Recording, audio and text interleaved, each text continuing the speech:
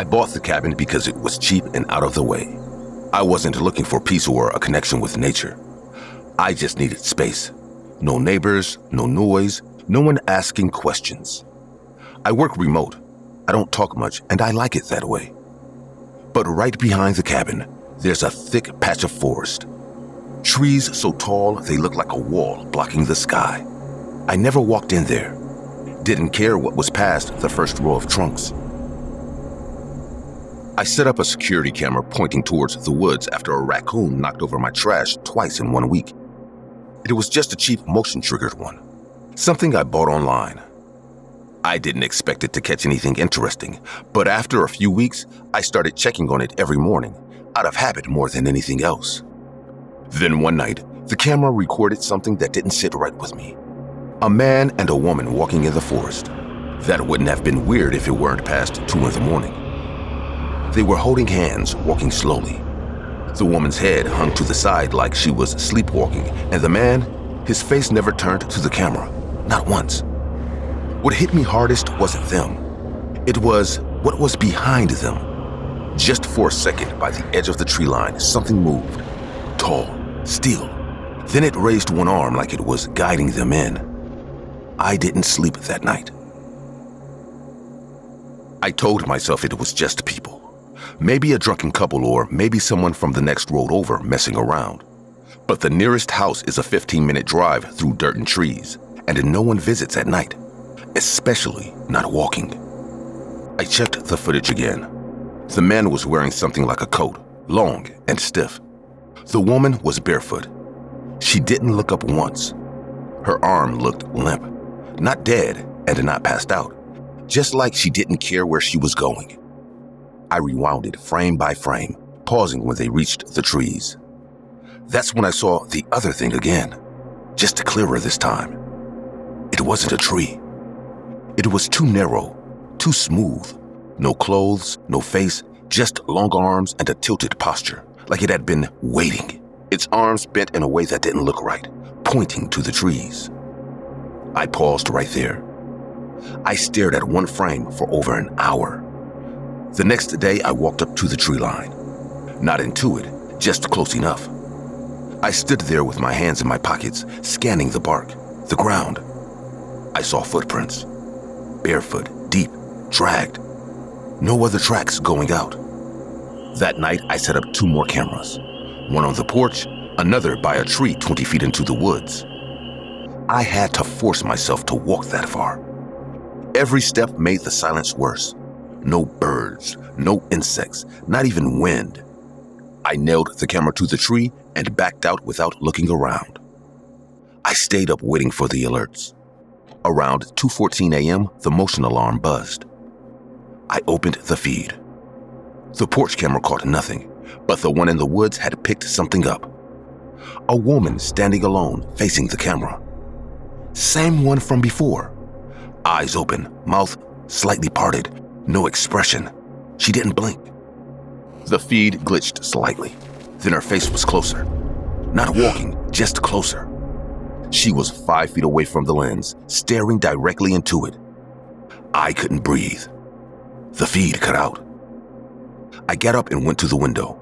Nothing. No sound. I locked the doors, turned off the lights, and sat on the floor holding a kitchen knife. I didn't sleep. I didn't check the feed again until daylight. The footage was gone. Not corrupted. Gone. No files. I walked out there as soon as the sun came up. The camera was ripped off the tree. Not cut. Ripped. The bark had long scratches in it, as if something had dragged nails through the trunk. I followed the woman. I didn't want to, but I couldn't stop. About 50 feet in, I heard something hanging from a branch. A piece of clothing, light blue, torn. I don't know why, but I took it and brought it back. 3 days passed. I didn't go outside. I barely moved from the couch. On the 4th day, someone knocked on the door. I froze. They knocked again, slower this time. I peeked through the blinds. It was a woman, maybe late 40s. She looked exhausted, her clothes dusty. I opened the door just a crack. Sorry, didn't mean to scare you. I used to live down the road. Came to see if anyone else has seen anything strange." I lied, said I hadn't. She nodded like she knew I was lying. Then she pulled a photo out of her coat. A girl, early 20s, brown hair, white dress. "My daughter. She vanished 7 years ago. Last seen walking near this forest. Cops searched everything, found nothing. But 3 weeks ago, someone posted a clip online. Camera footage. Your woods. She's in it." My stomach dropped. She handed me a USB stick and walked away. Didn't wait for a thank you or a goodbye. I plugged it in. It was the same clip I saw that night, but longer. After the woman and the man entered the forest, there was about 10 more seconds of footage. In the background, you could see a third figure behind a tree, watching. Its arm moved again, slow and jerky. Not a person, not close. I paused the video, zoomed in. The girl's face, same one in the photo, same dress. I waited until sunset. I packed a flashlight, a crowbar, and my phone. I wasn't going in to save anyone. I knew that. I just needed to see how far this went. I followed the same path I'd taken before. Past the tree with torn fabric, past the scratches. The deeper I went, the quieter everything became. I reached a spot where the trees were tighter together. That's when I saw the same coat the man had been wearing, hanging from a low branch like it had been placed there. I walked past it, heart beating so hard it hurt. Then I heard movement, not footsteps, more like something dragging. I turned the flashlight.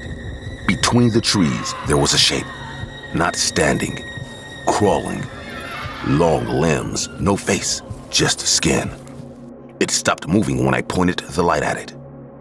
Then behind me, I heard footsteps. I spun around. The woman, pale, barefoot, dress torn. She stood 3 feet away, eyes locked on mine. Her mouth opened slowly. "They don't let you leave. Not once you've seen them." She moved toward me. I backed up, but something grabbed my arm. The crawling thing had closed the distance. Its fingers were wrapped around my wrist. Cold, hard. I hit it with the crowbar. Once, twice. It didn't flinch, but it let go. I ran. I didn't look back. I didn't stop. I reached the cabin, locked everything, and collapsed on the floor, breathing like I'd just drowned. The next morning, I walked back to the tree line. I wasn't going in. I just wanted to see if anything followed me out. On the porch was the crowbar. Clean. Not a drop of blood or dirt on it. I checked the cameras again. This time, the footage showed something new. Around 3:11 a.m., the woman appeared again right in front of the cabin. She didn't knock. She just stood there. Then a second figure appeared behind her. Taller, thinner.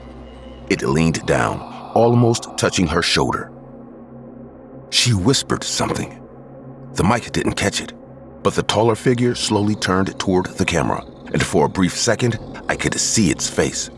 Or what should have been a face. Just stretched skin, stitched tight where the eyes and the mouth should have been.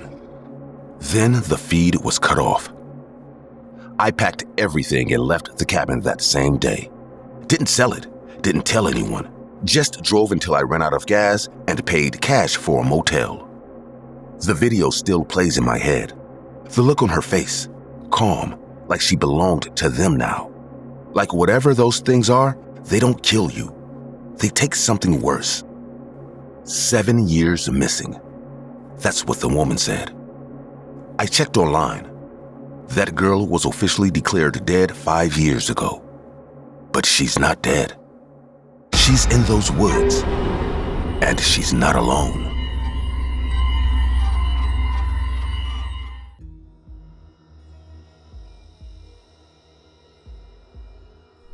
It happened on April 23, 2009, and I swear I haven't had a peaceful night since.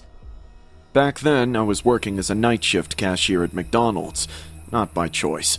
My manager, a smug bastard with no soul, thought I was the perfect candidate for the graveyard shift. So, there I was, exhausted, barely keeping my eyes open, everything around me bathed in flickering fluorescent light and eerie silence. Then, the door creaked open. I snapped upright. Okay, be cool, I muttered to myself, rubbing my eyes, but what I saw out of the corner of my eye made my blood turn cold. A grotesquely obese man stepped in. His skin looked clammy and pale like old wax, and his eyes were glowing red. Not irritated, not bloodshot, glowing. I did the dumbest thing imaginable. I laughed. Just laughed, not even knowing why. He turned his head toward me slowly, like something out of a horror movie. His voice came out deep and unnatural. Is something funny? Still trying to act tough, I muttered, You look like you can't go a minute without stuff in your face. His expression twisted. It wasn't anger. It was inhuman rage, like something ancient had been disturbed. Through clenched teeth, he hissed, A Big Mac, 3 large fries, and a large Coke. I rolled my eyes. Sure thing, Tubbs. I prepped the food, but when I came back out, he was gone. Just vanished. No footsteps, no car, just empty silence. That's when the lights went out, and from somewhere deep in the building, I heard it. A low, guttural laugh. Not one voice. Multiple. Twisted. Inhuman. My heart was pounding. I bolted. The parking lot outside was completely empty. The night unnaturally still. I locked myself in my car, watching the entrance. Then, I saw him.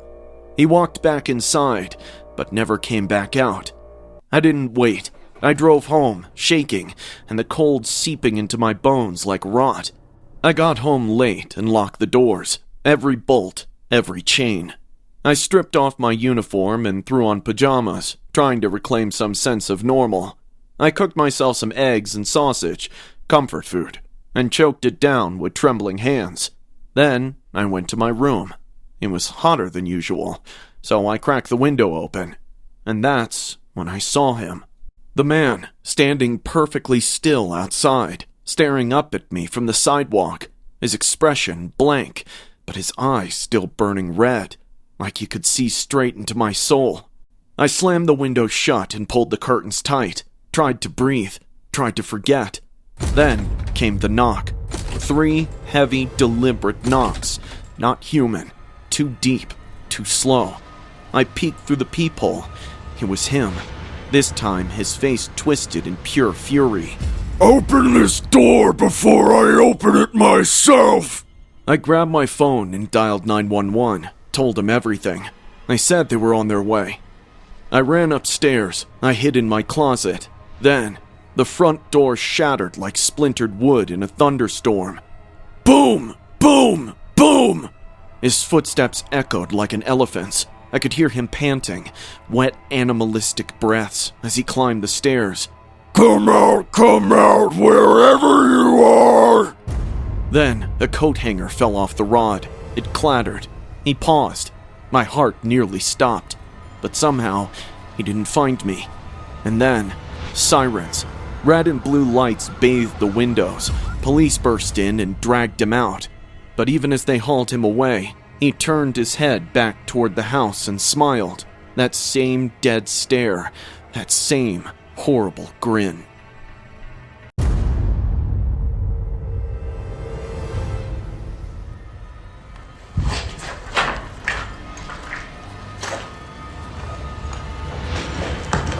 Hey.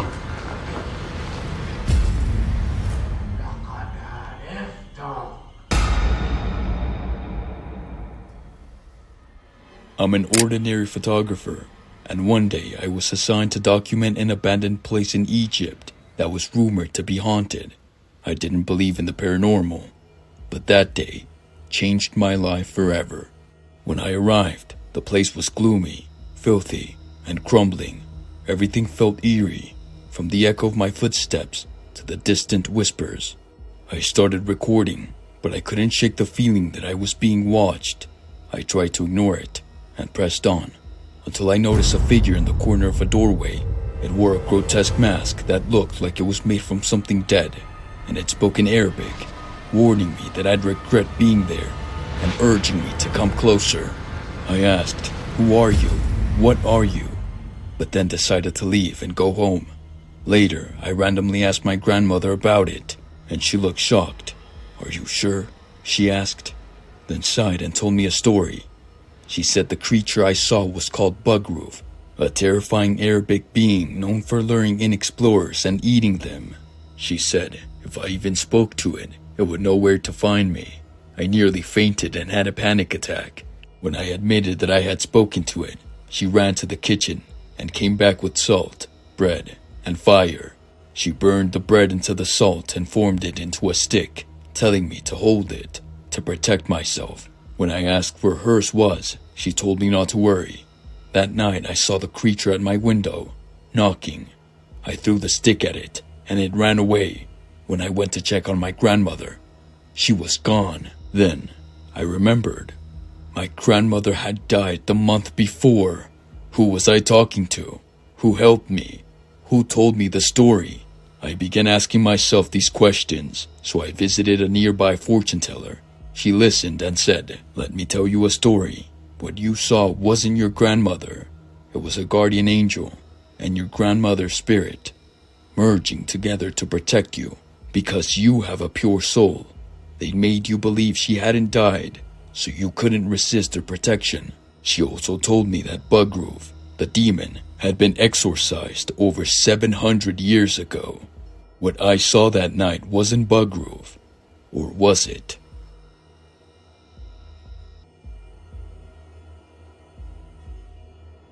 I never had a great relationship with my grandparents, but when I inherited their old house, the idea of moving didn't seem so bad. I needed a change of air, and the house was in a quiet location. There was dust in every corner, but the place had a certain charm, as if every crack in the walls told a story. As I was unpacking, I found a standing mirror with a cabinet underneath in one of the rooms. It was covered by a grayish cloth, which, when I removed it, released a cloud of dust that made me cough like crazy. The mirror had a solid wood frame, and although somewhat worn, it was still imposing. Rummaging through the drawers of the cabinet, I found an old photo. It showed a child sitting in front of the same mirror.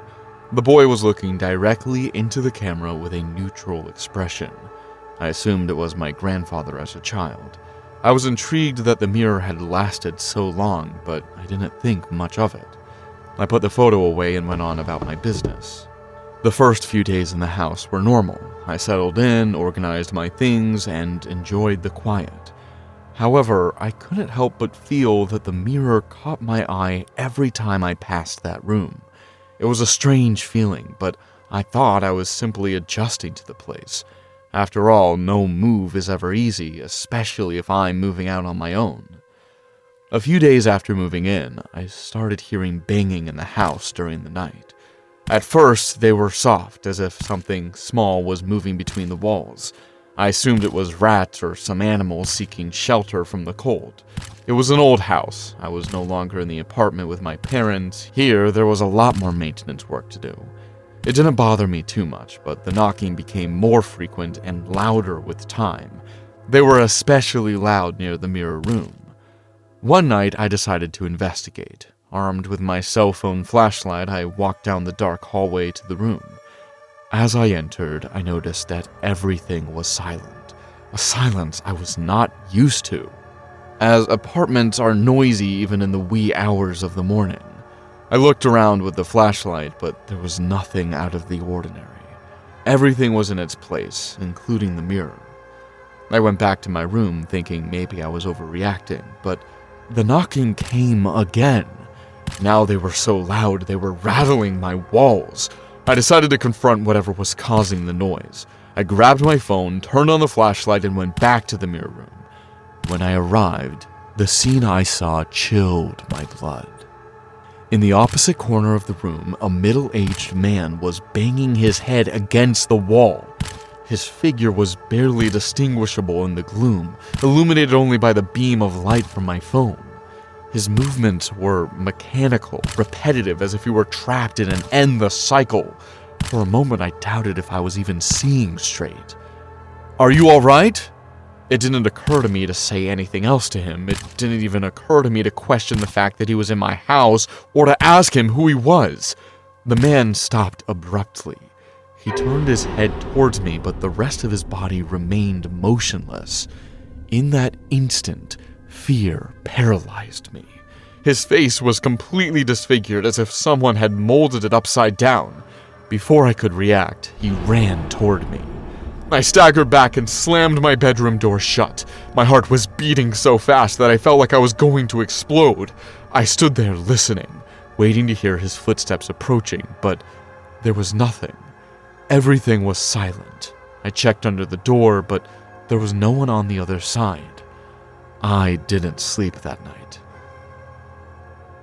The next day, I called the police. I told them about the knocking and the man I had seen, but when they arrived, they found nothing. The mirror room was exactly the same as always.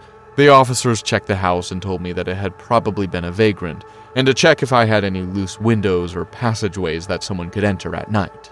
I was frustrated, but also a little relieved to think that maybe they were right. I decided to install a security camera in the mirror room. I wanted to know if someone was breaking into the house, or if there really was something else going on. That night, the banging returned. I avoided doing anything or going to the source of the sound, as it could be dangerous. It was better to lock myself in and see in the morning what had happened. I checked the video the next day, but there was nothing. All I could see was the empty room illuminated by the dim light coming through the window. However, the banging was so loud that I was sure something must be there. It didn't make any sense. The next night was the worst. I awoke nervously to the noise. Now the knocking seemed to be coming from my room. I woke up in a cold sweat, and when I looked toward the source of the noise, I saw the man with the deformed face. He was banging his head against the wall next to my bed. Adrenaline rushed through me. I quickly looked at the door to my room. It was locked, just as I had left it. How had he gotten into my room? Before I could react, he lunged at me. His hands closed around my neck with superhuman strength. I tried to struggle, but his fingers were like pincers. As he choked me, I got a close-up view of his deformed face with eyes that seemed to be sunken into his skull. His mouth was twisted as if someone had stretched it sideways. I could not breathe. My hands were hitting his torso, but it was like hitting a wall. Suddenly, I woke up. I was alone in my room. Had it been the most real nightmare I'd ever had in my life? Gasping, I noticed that my neck hurt like hell. When I went to the bathroom to look at myself, I saw it. Finger marks. It might have been a dream, but it was as real as any person choking me. That night I left the house and stayed in a hotel. I did not return for several days. When I did return, I went back to my father. I told him everything that had happened. I thought he would not believe me, but his face darkened. He confessed to me that as a child he had also experienced strange things in that house, but he never had the courage to talk about it with anyone. We went to the mirror room to inspect further. I showed him the photo I had found. His expression changed when he saw it.